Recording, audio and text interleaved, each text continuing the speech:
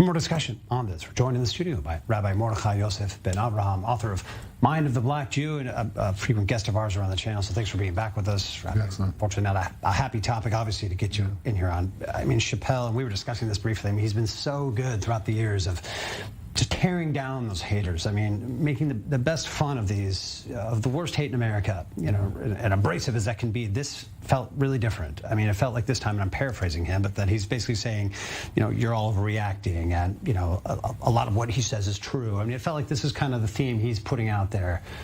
How did that strike you? You know, I was devastated. I was very disappointed. And the thing is, Kanye, Kyrie, these different people, they may be on their journey of truth or trying to understand their experience as African Americans and different challenges, but they don't realize that the Jewish people have been abused and killed for these same exact ideas. It's not like, it's like, you know, as an African American, there was a time in America where that we were considered not necessarily even full human. Right? Not that long ago. Not that long ago. Horrifyingly. Exactly. And so this idea that people were justified murdering us, my ancestors, because of this trope, right? This idea, and to be able to just only like 60, 70 years later, to be able to do the same thing to someone else. That's the problem with this conversation that's not happening. It's just like, you can have your issues with Jewish people, but you know what? They're in the same situation as African Americans in a lot of ways, and we have to be able to acknowledge that, hey, you know what? What's going on right now? You're endangering lives. There's people right now who want to harm Jewish people. They're just murders in synagogues. These are threats and tropes that haven't gone anywhere over the years, that have dogged and plagued the Jewish people for every decade. So these aren't like old things that he's bringing up. One thing that hits me hard, and I don't like, you hear this, one of the commentators already, the reaction saying, you know, I don't think, or he's not an anti-Semite, or I don't think he's an anti-Semite. I mean, we even heard NBA Commissioner Adam Silver come out and make a statement about Kyrie Irving after the meeting. I don't think he's an anti-Semite. That label, I mean, I don't think it's a badge that people either wear or take off, or, you know, it defines them all the time. But if you propagate anti-Semitic ideology or conspiracies or smears, you know, you're letting to that problem. You're joining that chorus. You know, does someone like Chappelle, is he more dangerous even than, say, a known nut like Kanye or Kyrie? Is someone like Chappelle, who's widely respected, seen to be someone who calls out those hard truths? Is it more dangerous? It's much more dangerous because through comedy, you can act, like, if you remember, SNL did a humongous job against Sarah Palin, right? Yeah. And they shifted the whole election because of that situation. Breathtaking. So now we're talking about something with anti-Semitism, which is the protection. Jews moved to America because America promised to be a safe space away from these ideas. And now you're marginalizing that. And this is just it's a terrible thing. And he should be ashamed of himself for what he did. You know, even that opening, when he read that statement off the paper, you know, obviously it's part of his joke, but it felt insulting to begin with, sort of like making it, just so you know, this isn't genuine in a way, making fun of what should be, you know, I mean, it's a tiny threatened minority in America where statements of solidarity do make a difference, you know, to the Jewish community, I'd argue here. So, I mean, it felt like wall to wall, Chappelle's tone was totally off. Do you expect there to be some, I think we question this every time, real fallout or consequences or a change in attitude by these networks? I mean, where does this go? What happens now? I think, unfortunately, many of these networks are driven by money.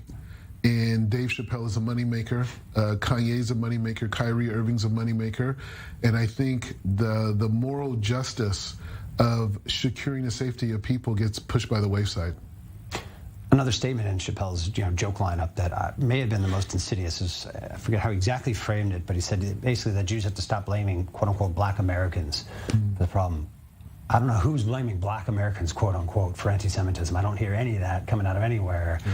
Certainly not in any blanket capacity here. I mean, there's individuals who have been focused on.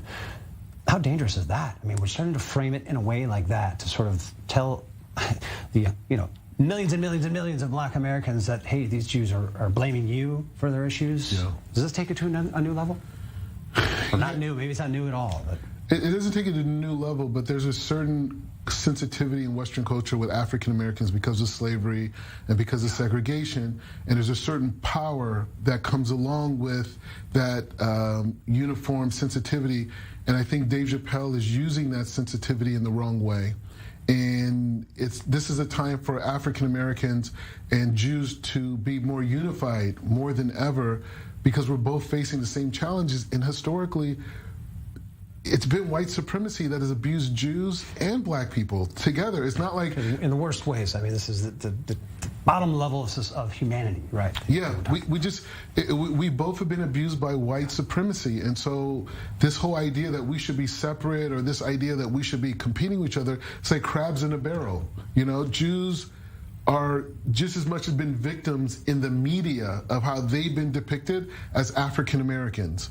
And there's been African American executives, there have been Jewish executives, but none of us own the conglomerates that are perpetuating these messages. And the timing of this, so, I mean, this is the post-midterm election Saturday Night Live. Wasn't the topic that we expected, to be the theme of an opening comedian's monologue going into Saturday Night Live? The timing of this and the way he went into it felt wrong just all the way across the board. I mean, does that compound this as well? Just the moment that he's delivering this kind of speech? He did, and it's so interesting what he said about Herschel Walker. Just the whole thing. You like even hear his speeches differently now. Right. Post that, and so when you see that type of influence and power that comedy has, then you're applying that to people's safety. And I really do not, in my heart, I do not believe that the black community fully understands the historical experiences that Jews have had. They know about the Holocaust. How could they? All right. But they don't know that. And so when Kanye says this or that, they're looking at it as an American thing. Rabbi, sorry we're out of time. Rabbi Mordechai Yosef, Ben Avraham, always a pleasure to have you on the program here. And thanks for helping me bring this rough story to our viewers here as well. So thanks for joining.